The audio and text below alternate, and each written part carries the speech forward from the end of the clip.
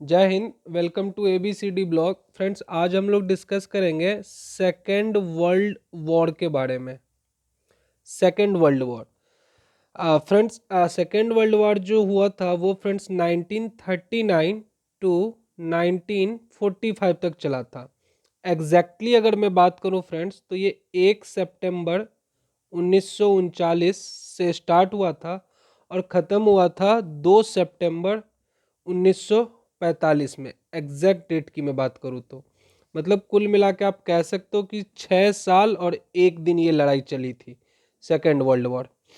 काफ़ी ज़्यादा डेवस्टेशन हुआ था फ्रेंड्स, काफ़ी ज़्यादा नुकसान हुआ था। एटलीस्ट अगर मैं बात करूँ तो 7 से 8 करोड़ लोग इसमें मारे गए थे। अगर मैं बात करूँ मिलिट्री प्लस कॉमन में दोनों को मिला के डायरेक्टली इनडायरेक्टली लगभग 7 से 8 करोड़ लोग इस वर्ल्ड वॉर 2 में मारे गए थे। और ये उस टाइम की जो अर्थ की पॉपुलेशन थी उसका लगभग अप्रोक्सीमेटली 3% था। अप्रोक्सीमेटली जो उस टाइम वर्ल्ड की पॉपुलेशन थी, जो दुनिया की आबादी थी।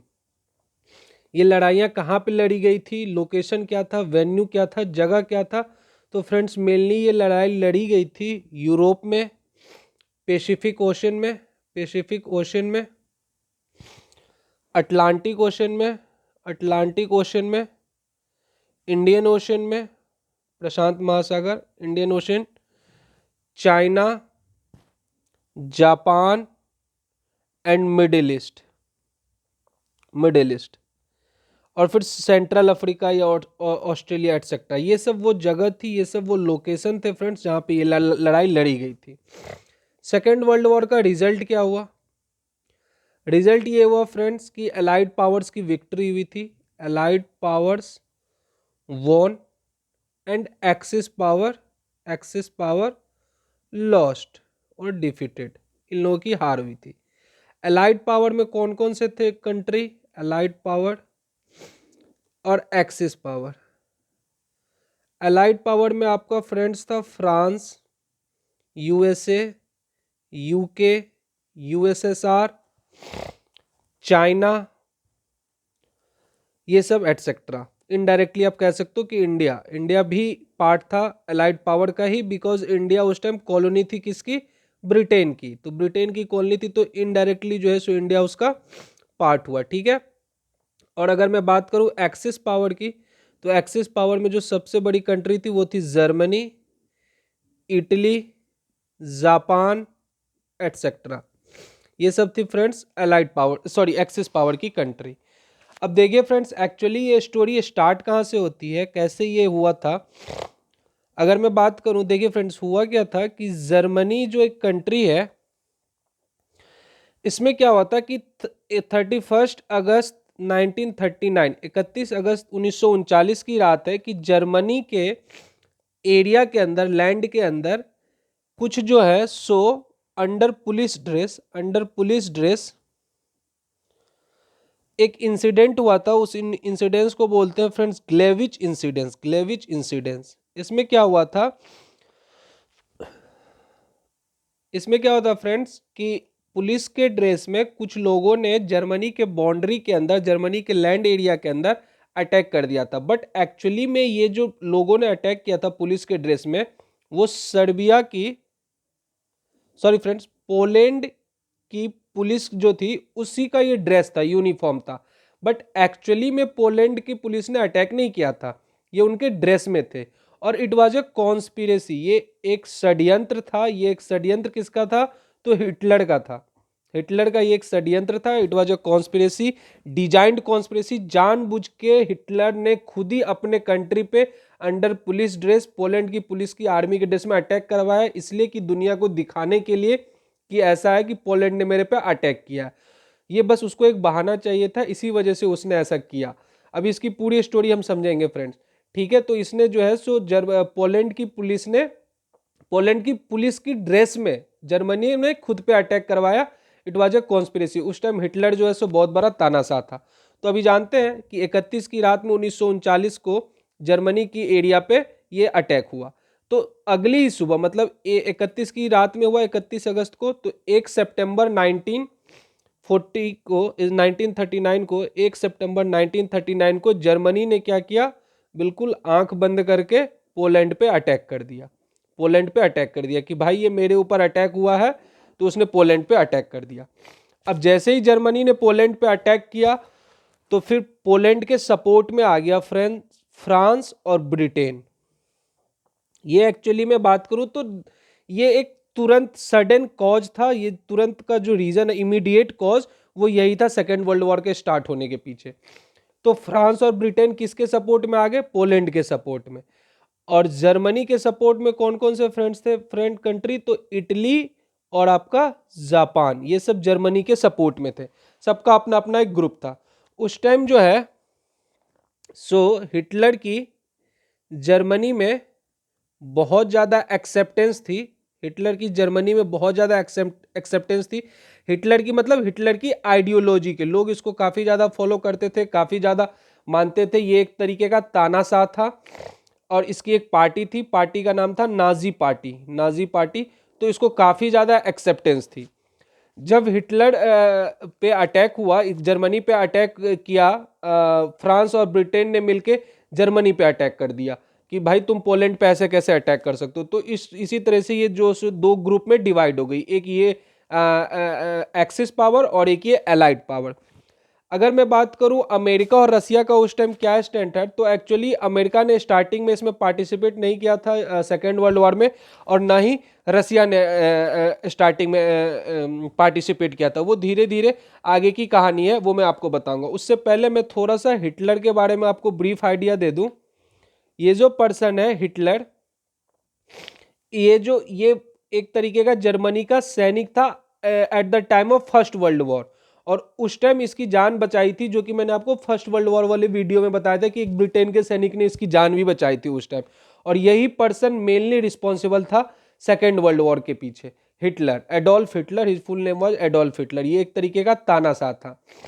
अभी कुछ और रीजंस के बारे में अगर मैं बात करूं कि किस वजह से ये सेकेंड वर्ल्ड वॉर स्टार्ट हुई, तो एक्चुअली फ्रेंड्स क्या हुआ, इसके हिस्ट्री में जाते हैं। जब फर्स्ट वर्ल्ड वॉर खत्म हुआ, तो आफ्टर फर्स्ट वर्ल्ड वॉर एक ट्रीटी साइन हुई, that was a treaty of Versailles. Treaty of Versailles, Versailles एक जगह का नाम है, वो फ्रांस में एक जगह है। तो एक ट्रीटी ऑफ वर्सालीज साइन हुई, ठीक है। इस ट्रीटी में ऐसा कहा गया, इस ट्रीटी में जो है सो मेनली आपके ये फ्रांस, यूएसए, यूके, यूएसएसआर, ये चार मेजर उस टाइम के पावर थे। तो इन लोगों ने एक ये ट्रीटी साइन की, ट्रीटी ऑफ वर्साइलीज में, और इन्होंने ये आपस में डिसाइड किया कि फर्स्ट वर्ल्ड वॉर के लिए टोटल का टोटल रिस्पॉन्सिबल अगर कोई था तो वो जर्मनी था। ऐसा इन्होंने इस ट्रीटी में साइन किया। और जर्मनी ने भी उस टाइम उस पर साइन किया था कि हाँ, इन लोगों ने पूरा का पूरा ब्लेम, पूरा का पूरा ठीकरा फोड़ दिया जर्मनी के ऊपर कि फर्स्ट वर्ल्ड वॉर के लिए जर्मनी रिस्पॉन्सिबल था। और जर्मनी को जो है सो अब फ्रांस को मुआवजा देना पड़ेगा। किस चीज़ का? कि भाई जो फ्रांस का नुकसान हुआ है तो वो उसको मुआवजा देना पड़ेगा, कि ऐसे कैसे उसने फ्रांस के एरिया को या फ्रांस का पूरा चीज़ को डिस्ट्रॉय कर दिया। तो मतलब सब मिलके ना, सब सारी के सारी कंट्री ने मिलके टोटल का टोटल ब्लेम, टोटल का टोटल ठीकरा फोड़ दिया जर्मनी के ऊपर कि फर्स्ट वर्ल्ड वॉर के लिए अगर कोई भी कंट्री रिस्पॉन्सिबल है तो वो टोटल का टोटल जर्मनी था। ऐसा इस ट्रीटी में मेनली ये चीज़ डिस्कस हुई, ठीक है फ्रेंड्स। बट हिटलर, ये उस टाइम की बात है, तो उस टाइम फिर जर्मनी के जो लोग थे उन लोगों को काफ़ी ज़्यादा इस चीज़ को लेके गिल्टी फील हुआ और उन्हें काफ़ी बुरा लगा कि ऐसे कैसे पूरा का पूरा ठीकरा हमारे ऊपर फोड़ दिया गया। तो इसी वजह से जर्मनी में एक नेशनलिज्म जो है, एक राष्ट्रवाद का उदय हो गया। मतलब हर एक लोग एक हो गए कि ये तो जर्मनी की लोगों की बदनामी है, बेइज्जती है, पूरा का पूरा उनको अपने में वो गिल्टी जैसा फील होने लगा कि ये बिल्कुल गलत है कि टोटल फर्स्ट वर्ल्ड वॉर का ठीकरा जो है सो हमारे ऊपर फोड़ दिया गया। और आप अगर मैप देखोगे यूरोप का, तो जर्मनी और फ्रांस ये दोनों जो है बिल्कुल फ्रेंड्स आसपास के कंट्री है, जैसे इंडिया और पाकिस्तान है, ठीक है फ्रेंड्स। चलिए अब आगे इसकी स्टोरी को मैं थोड़ा सा कंटिन्यू करता हूं। तो फिर जब जर्मनी को टोटली का टोटली रिस्पॉन्सिबल किया गया, Germany was responsible for first world war, first world war, ऐसा उस ट्रीटी ऑफ वर्सेलीज में इस चीज को लेके फाइनलाइज किया गया, फाइनलाइज। और जर्मनी को जो है सो ऐसा बोला गया कि आप फ्रांस को जो है सो वो मुआवजा दोगे कि उसको जो भी नुकसान हुआ। और ये मुआवजा इतना ज़्यादा था कि जर्मनी को जो है ना ये पे आउट करते करते करते करते 92 ईयर्स लगे थे, ये इतना ज्यादा नुकसान उसके ऊपर, मतलब एक तरीके से जर्मनी के ऊपर बर्डन हो गया, कर्ज जैसा हो गया उधार के ऊपर। अब जर्मनी के लोगों को फिर काफी ज्यादा इस चीज को लेके गिल्टी फील हुआ। तो ये एक हिस्ट्री हो गई कि क्यों जर्मनी में ऐसा, एडोल्फ हिटलर को इतनी ज्यादा एक्सेप्टेंस थी, क्यों लोगों ने उसको इतना ज्यादा माना। तो फिर उसी टाइम जो है हिटलर का फिर वो राइज हुआ, rise of Hitler in Germany, rise of Hitler in Germany. अब हिटलर की एक पार्टी थी फ्रेंड्स, नाजी पार्टी, और इनकी आइडियोलॉजी थी नेजिज्म। ये नेजिज्म की आइडियोलॉजी ऐसा थी कि फ्रेंड्स ये लोग बिल्कुल जर्मनी को एकदम सुपीरियर मानते थे, कि जर्मनी के लोग एकदम सुपीरियर है, बाकी फिर कोई और कंट्री के लोगों को ये बिल्कुल भी वो रिस्पेक्ट नहीं करते थे, कुछ नहीं करते थे। ठीक है फ्रेंड्स, तो ये यहीं से ये स्टोरी स्टार्ट हुई। तो इस तरह से फ्रेंड्स जर्मनी में हिटलर का राइज हुआ, और इसकी पार्टी जो थी नाजी पार्टी, इसकी काफ़ी ज़्यादा एक्सेप्टेंस हुई जर्मनी में, और हिटलर ने इस आइडियोलॉजी को लोगों ने काफ़ी ज़्यादा एक्सेप्ट किया। हिटलर की आइडियोलॉजी थी कि जर्मनी के जो लोग हैं वो बिल्कुल श्रेष्ठ हैं, वो एकदम बेस्ट है, बाकी किसी और कंट्री का रिस्पेक्ट नहीं, और लोगों के अंदर एक नेशनलिज्म की भावना आई, लोगों ने बिल्कुल हिटलर को सपोर्ट करना स्टार्ट किया। और जब इसकी पार्टी बनी तो इसने धीरे धीरे क्या किया कि ये जो ट्रिटी ऑफ वर्सैलीज थी, ये जो वर्सैलीज की जो ट्रिटी हुई थी, वर्सैलीज की जो ट्रिटी हुई थी, इसको हिटलर ने मानने से साफ साफ इनकार कर दिया। He voided, fully null and voided, एकदम से इसने इसको इनकार कर दिया, बोला हम नहीं मान रहे वर्सैलीज की ट्रिटी को। और इसने क्या किया, धीरे धीरे क्या किया कि अपनी आर्मी को स्ट्रॉन्ग करना स्टार्ट किया, आर्मी को स्ट्रॉन्ग करना स्टार्ट किया, न्यू टेक्नोलॉजीज को इसने अपनी आर्मी में लाया, और बिल्कुल से एकदम हिटलर जो है सो डिक्टेटरशिप के पॉलिसी पे चलने लगा। और इसने क्या किया कि धीरे धीरे आसपास के जो भी कंट्री थे उन सबों को कैप्चर करना स्टार्ट किया। इसने धीरे धीरे पोलैंड का आधा एरिया कैप्चर कर लिया, फ्रांस पे भी अटैक कर दिया, इसने धीरे धीरे हर किसी को कैप्चर करना स्टार्ट कर दिया। तो फ्रेंड्स यहाँ पे क्वेश्चन उठता है कि जब राइज ऑफ हिटलर हो रहा था जर्मनी में, तो उस टाइम ब्रिटेन या यूएसए या यूएसएसआर, ये सारी कंट्री उस टाइम हिटलर को क्यों नहीं रोक रहे थे। ये उस टाइम ये ब्रिटेन और फ्रांस वाले जो लोग थे ना, ये यूएसए वाले, ये सब लोग उस टाइम हिटलर को नहीं रोक रहे थे, क्योंकि उन लोगों को ये लगता था कि जैसे अगर जर्मनी स्ट्रांग अगर होगी, अगर हिटलर स्ट्रांग होगा, तो वो यूएसएसआर पे कंट्रोल रख पाएंगे। मतलब उस टाइम की एक बहुत बड़ा पावर था यूएसएसआर, जिसे आप आज के टाइम पे रसिया के नाम से जानते हो। तो इस वजह से ये लोग इसको कुछ नहीं कर रहे थे। बट जब इसकी पावर, इसका एक्सेप्टेंस काफ़ी ज़्यादा हो गया, तो फिर फ्रांस और ब्रिटेन को लगा कि नहीं, ये तो फिर तो एक्सेस हो जाएगा। तो फिर अब इसने क्या किया हिटलर ने, कि उस टाइम जाके यूएसएसआर से जाके एक संधि कर ली, एक एग्रीमेंट कर लिया कि सपोज जैसे कि ये जर्मनी है और यहाँ यूएसएसआर है, सपोज ये जर्मनी है और ये यूएसएसआर है, तो बीच में एक कंट्री है पोलैंड। तो इन्होंने आपस में साइन कर लिया कि पोलैंड पे अटैक करते हैं, आधा पोलैंड हम लोग रख लेते हैं, आधा पोलैंड तुम लोग रख लेना यूएसएसआर से। इससे जाके एग्रीमेंट कर लिया। यूएसएसआर बोला कि चलो भाई ठीक है, बिल्कुल सही कहना है, आप अटैक करो, हम इधर से अटैक करते हैं, आप इधर से अटैक करो, इधर वाला एरिया आप रख लेना, इधर वाला एरिया हम रख लेंगे। बट यहां तक तो बात सही थी, और जर्मनी धीरे धीरे धीरे धीरे करके पूरे यूरोप के हर एक कंट्री को जीतते जा रहा था, हर एक करके। तो फिर इस वजह से जर्मनी काफी ज्यादा आगे बढ़ रहा था, और जर्मनी आगे बढ़ते बढ़ते बढ़ते इसने ब्रिटेन पे भी अटैक कर दिया, इसने बहुत ज्यादा आगे बढ़ गया। इधर जर्मनी आगे बढ़ रहा था, और इधर मैं बात करूं एशिया में, जिस महाद्वीप में हमारा देश है एशिया, इधर जो है सो जापान फ्रेंड्स बिल्कुल एकदम आगे बढ़ रहा था। जापान भी हर एक आइसलैंड पे कैप्चर कर रहा था, हर एक आइसलैंड को अपना कंट्री में शामिल कर रहा था। तो जापान भी बहुत आगे बढ़ रहा था। बट जर्मनी से एक गलती हो गई, हिटलर से एक गलती हो गई। हिटलर से क्या गलती हो गई कि जब उसने यूरोप के सारे कंट्री को जीत लिया, हर एक कंट्री पे उसने अपना एक्सेप्टेंस ला दिया, अपना दावा बोल दिया, बट इससे एक गलती हो गई। ये जब जीत रहा था तो उसी लय में इसने क्या किया कि यूएसएसआर पे भी अटैक कर दिया, रसिया पे भी इसने अटैक कर दिया। और ये एडोल्फ हिटलर के लाइफ की सबसे बड़ी भूल साबित हुई। उसने जब रसिया पे अटैक किया, और जब उसने रसिया पे अटैक किया, तो फिर रसिया ने यहाँ पे वो जो है सो हार गया। ये वहाँ पे क्या हो गया, उसकी डिफीट हो गई। और जब वो हार गया तो इन 19 मतलब एक्चुअली इसकी लड़ाई हुई थी, वर्ल्ड वॉर तो 1939 में स्टार्ट हुआ था, बट रसिया पे इसने अटैक किया था 1942 के आसपास, 41 और 42 के आसपास। तो उस टाइम रसिया की एंट्री हुई थी वर्ल्ड वॉर 2 में, और यहाँ पे ये जो है सो हिटलर की हार हो गई। और हिटलर की हार हो गई तो क्या किया हिटलर ने फ्रेंड्स, सरेंडर कर दिया कि चलो ठीक है, अब जो है सो हम आगे नहीं बढ़ रहे। तो 29 अप्रैल 1945 को जर्मनी सरेंडर्ड और ये हिटलर की लाइफ की सबसे बड़ी गलती हो गई। और 30 अप्रैल 1945 को फ्रेंड्स हिटलर ने क्या कर लिया, सुसाइड कर लिया, हिटलर ने सुसाइड कर लिया। बट ये तो स्टोरी हो गई हिटलर की, जर्मनी की। बट ये जो जापान है ना, ये फिर भी नहीं मान रहा था, ये बिल्कुल एकदम आगे बढ़ रहा था। बहुत सारा एरिया इसने, बहुत सारा आइलैंड एशिया का कैप्चर कर लिया, चाइना का बहुत सारा एरिया कैप्चर कर लिया, बढ़ते बढ़ते यहाँ तक ये तो इंडिया तक भी पहुंच गया था जापान। इसने असम में भी अटैक किया था उस टाइम, और उस टाइम हमारे यहाँ ब्रिटिश की कॉलोनी थी, तो फिर उस टाइम इन लोगों ने मार के खदेड़ के जापान को थोड़ा पीछे भेजा था। बट ये जापान बिल्कुल आगे बढ़ रहा था। बट जापान से भी एक गलती हो गई। जापान से क्या गलती हो गई फ्रेंड्स, इसने अटैक करते करते इसने पर्ल हार्बर पर अटैक कर दिया। अब आपको पता ही है फ्रेंड्स, पर्ल हार्बर कहाँ पे है, अमेरिका में। अब इसने जैसे ही अमेरिका में अटैक किया, तो फिर अमेरिका की एंट्री हो गई वर्ल्ड वार 2 में, कि भाई हमारे यहाँ पे कैसे अटैक हो गया।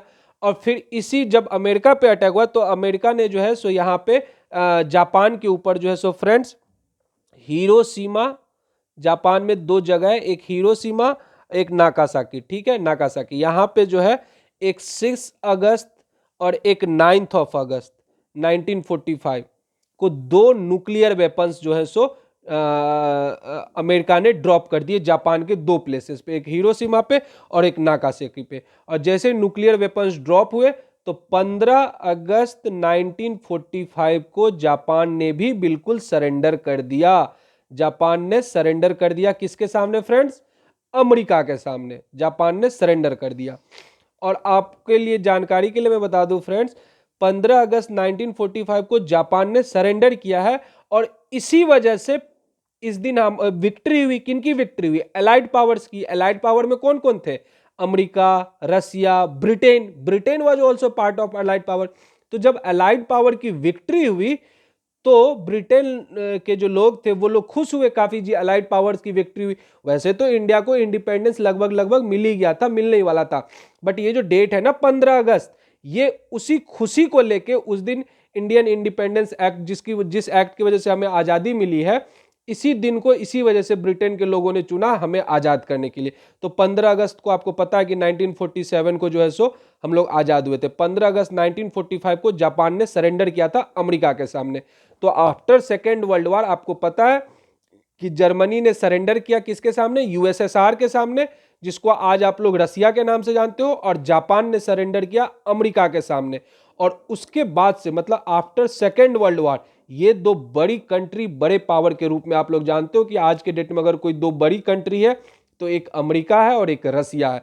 रसिया के सामने जर्मनी ने सरेंडर किया था और अमेरिका के सामने जापान ने सरेंडर किया था। और आफ्टर सेकेंड वर्ल्ड वॉर आपको पता होना चाहिए फ्रेंड्स, यूनाइटेड नेशन का फॉर्मेशन हुआ। यूनाइटेड नेशंस का फॉर्मेशन हुआ। यूनाइटेड नेशन का फॉर्मेशन क्या हुआ कि भविष्य में इस तरह का फिर फ्यूचर में कोई वर्ल्ड वॉर 3 नाम का कोई चीज ना हो, इसी वजह से यूनाइटेड नेशन का फॉर्मेशन हुआ। जो अभी तक लगभग लगभग, आज हम लोग 2022 में है, तो अभी तक तो थर्ड वर्ल्ड वॉर नहीं हुआ है। बट ये एक स्टोरी है फ्रेंड्स कि after second world war united nations का फॉर्मेशन हुआ and America and Russia becomes the two major biggest power in the world. Okay, thank you, have a nice day, bye bye.